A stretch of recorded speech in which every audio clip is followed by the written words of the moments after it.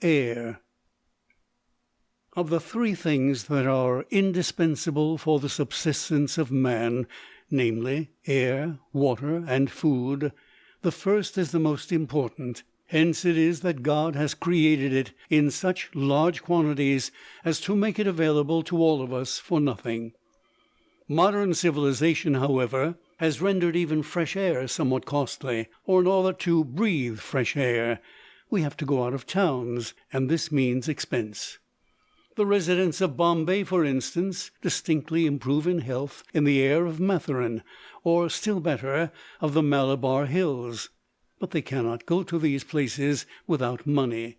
Hence, in these days, it would hardly be true to say that we get fresh air gratis, as we used to in the old days.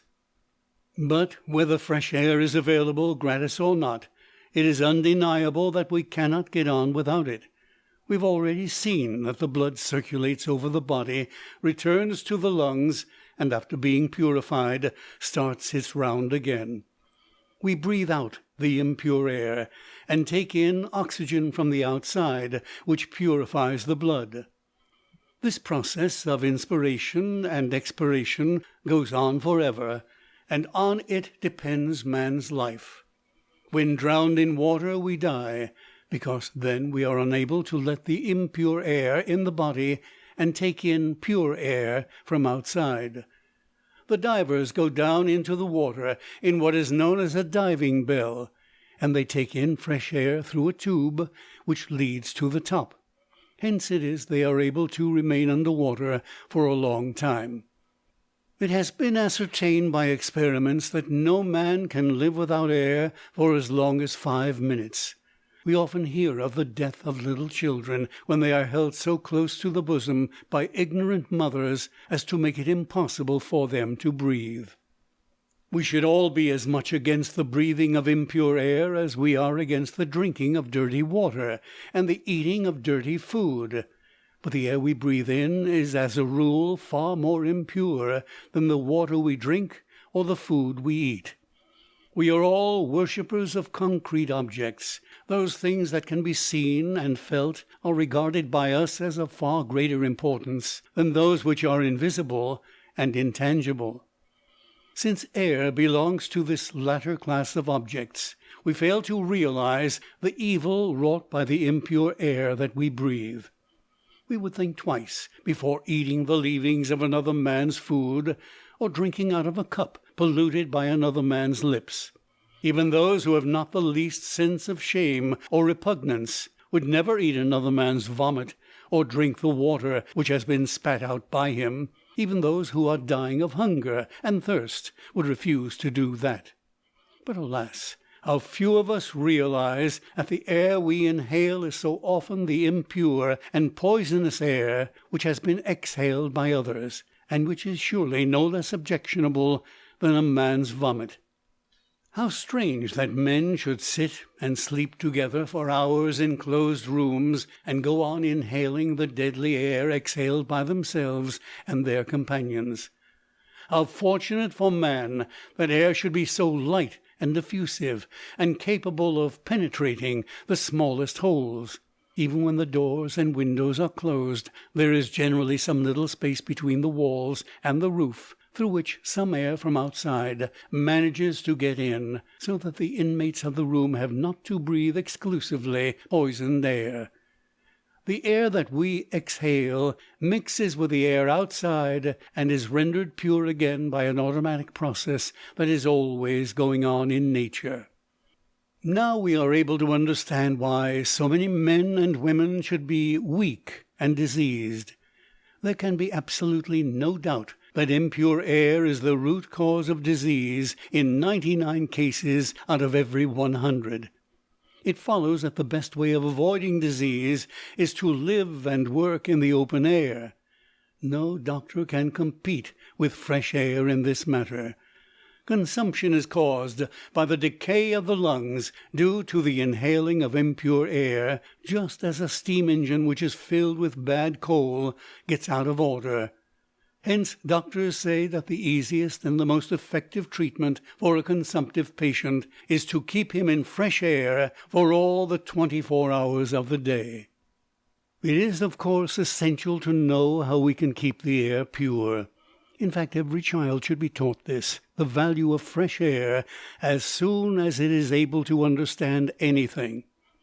If my readers would take the trouble to learn the simple facts about the air, and would put their knowledge into practice, while teaching their children also to do the same, I shall feel immensely gratified.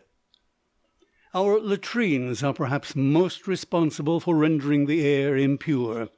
Very few people realize the serious harm done by dirty latrines. Even dogs and cats make with their claws something like a pit wherein to deposit their feces, and then cover it up with some earth. Where there are no lavatories of the modern approved types, we should also do likewise. There should also be kept ashes or dry earth in a tin can or an earthen vessel inside the latrine, and whoever goes into the latrine should, on coming out, cover the feces well with the ash or the earth, as the case may be. If this is done, there would be no bad smell, and the flies, too, will not settle on it and transmit the filth. Anybody whose sense of smell has not been wholly blunted, or who has not grown thoroughly accustomed to foul smells, will know how noxious is the smell that emanates from all filthy matter which is allowed to lie open to the weather. Our gorge rises at the very thought of feces being mixed with our food, but we go on inhaling the air which has been polluted by such foul smell, forgetting the fact that the one is just as bad as the other, except that, while the former is visible, the latter is not. We should see that our latrines are kept thoroughly neat and clean. We abhor the idea of cleaning the latrines ourselves, but what we should really abhor is the idea of making use of dirty latrines. What is the harm in ourselves removing the filth which has been expelled from inside our own body, and which we are not ashamed to have removed by others? There is absolutely no reason why we should not ourselves learn the work of scavenging and teach it to our children as well. The filthy matter should be removed and thrown into a pit 2 feet deep, and then covered up with a thick layer of earth. If we go to some open place, we should dig a small pit with our hands or feet, and then cover it up after the bowels have been evacuated. We also make the air impure by making water at all places indiscriminately. This dirty habit should be given up altogether. If there is no place specially set apart for the purpose, we should go to some dry ground away from the house, and should also cover up the urine with earth. The filth should not be cast into very deep pits, for in that case it would be beyond the reach of sun's heat, and would also pollute the water flowing underneath the earth. The habit of spitting indiscriminately on the verandas, courtyards, and such like places is also very bad. The spittle, especially of consumptives, is very dangerous. The poisonous germs in it rise into the air, and being inhaled by others, lead to a spread of the disease. We should keep a spittoon inside the house, and if we have to spit when out on the road, we should spit where there is dry dust, so that the spittle may be absorbed into the dust and cause no harm. Doctors hold that the consumptive should spit into a spittoon with some disinfectant in it, or even if he spits on dry ground, the germs in his spittle manage to rise and even spread into the air along with the dust.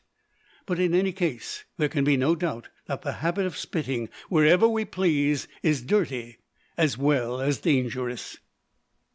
Some people throw where they like cooked food and other articles which decay and render the air impure. If all such rubbish be put underground, the air would not be made impure, and good manure, too, could be obtained. In fact, no kind of decaying matter should be allowed to lie exposed to the air. It is so easy for us to take this necessary precaution, if only we are earnest about it. Now we have seen how our own bad habits render the air impure, and what we can do to keep it pure. Next we shall consider how to inhale the air. As already mentioned in the last chapter, the air is to be inhaled through the nose and not through the mouth. There are, however, very few persons who know how to breathe correctly. Many people are in the pernicious habit of inhaling through the mouth. If very cold air is inhaled through the mouth, we catch cold and sore throat. Further, if we inhale through the mouth, the particles of dust in the air go into the lungs and cause great mischief. In London, for instance, in November, the smoke which issues from the chimneys of great factories mixes with the dense fog, producing a kind of yellow mixture. This contains tiny particles of soot, which can be detected in the spittle of a man who inhales through the mouth. To escape this, many women, who have not learned to breathe through the nose alone, put on a special kind of veil over their faces, which act as sieves. If these veils are closely examined, particles of dust can be detected in them. But God has given to all of us a sieve of this kind inside the nose. The air which is inhaled through the nostrils is sifted before it reaches the lungs, and is also warmed in the process. So all men should learn to breathe through the nose alone, and this is not at all difficult, if we remember to keep our mouth firmly shut at all times, except when we are talking. Those who have got into the habit of keeping their mouths open should sleep with a bandage round the mouth, which would force them to breathe through the nose. They should also take some 20 long respirations in the open air, both in the morning and in the evening. In fact, all men can practice this simple exercise and see for themselves how rapidly their chest deepens. If the chest be measured at the beginning of the practice, and again after an interval of 2 months, it will be seen how much it has expanded in this short period. After learning how to inhale the air, we should cultivate the habit of breathing fresh air day in and day out. We are generally in the most pernicious habit of keeping confined to the house or the office throughout the day, and sleeping in narrow rooms at night, with all doors and windows shut. As far as possible, we should remain in the open air at all times. We should at least sleep on the veranda or in the open air. Those who cannot do this should at least keep the doors and windows of the room fully open at all times. The air is our food for all the 24 hours of the day. Why then should we be afraid of it? It is a most foolish idea that we catch cold by inhaling the cool breeze of the morning. Of course, those people who have spoiled their lungs by the evil habit of sleeping within closed doors are likely to catch cold if they change their habit all on a sudden. But even they should not be afraid of cold, for this cold can be speedily got rid of. Nowadays in Europe, the houses for consumptives are being built in such a way that they may get fresh air at all times. We know what terrible havoc is wrought in India by epidemics. We should remember that these epidemics are due to our habit of defiling the air and of inhaling this poisonous air. We should understand that even the most delicate people will be benefited by systematically inhaling fresh air. If we cultivate the habit of keeping the air pure and of breathing only fresh air, we can save ourselves from many a terrible disease. Sleeping with the face uncovered is as essential as sleeping in fresh air. Many of our people are in the habit of sleeping with the face covered, which means that they have to inhale the poisonous air which has been exhaled by themselves. Fortunately, however, some of the air from outside does find its way through the interstices of the cloth, else they should die of suffocation. But the small quantity of air that gains entrance in this way is altogether inadequate. If we are suffering from cold, we may cover the head with a piece of cloth, or put on a nightcap, but the nose should be kept exposed under all circumstances. Air and light are so intimately connected with each other that it is as well to speak a few words here on the value of light. Light is as indispensable to life as air itself. Hence it is that hell is represented as completely dark. Where light cannot penetrate, the air can never be pure. If we enter a dark cellar, we can distinctly perceive the smell of the foul air. The fact that we cannot see in the dark shows that God has intended for us to live and move in the light, and nature has given us just as much darkness as we require in the night. And yet many people are in the habit of sitting or sleeping in underground cellars devoid of air and light, even in the hottest summer. Those who thus deprive themselves of air and light are always weak and haggard. Nowadays there are many doctors in Europe who cure their patients by means of air bath and sun bath alone. Thousands of diseased persons have been cured by mere exposure to the air and to the sunlight. We should keep all doors and windows in our houses always open, in order to allow the free entrance of air and light. Some readers may ask why, if air and light are so indispensable, those who live and work in cellars are not visibly affected. Those who have thought well over the matter would never put this question. Our aim should be to attain the maximum of health by all legitimate means. We should not be content merely to live anyhow. It has been indubitably established that insufficient air and light give rise to disease. Dwellers in towns are, as a rule, more delicate than those in the country, for they get less air and light than the latter. Air and light, then, are absolutely indispensable to health, and everyone should remember all that we have said on the matter and act up to it to the best of his ability.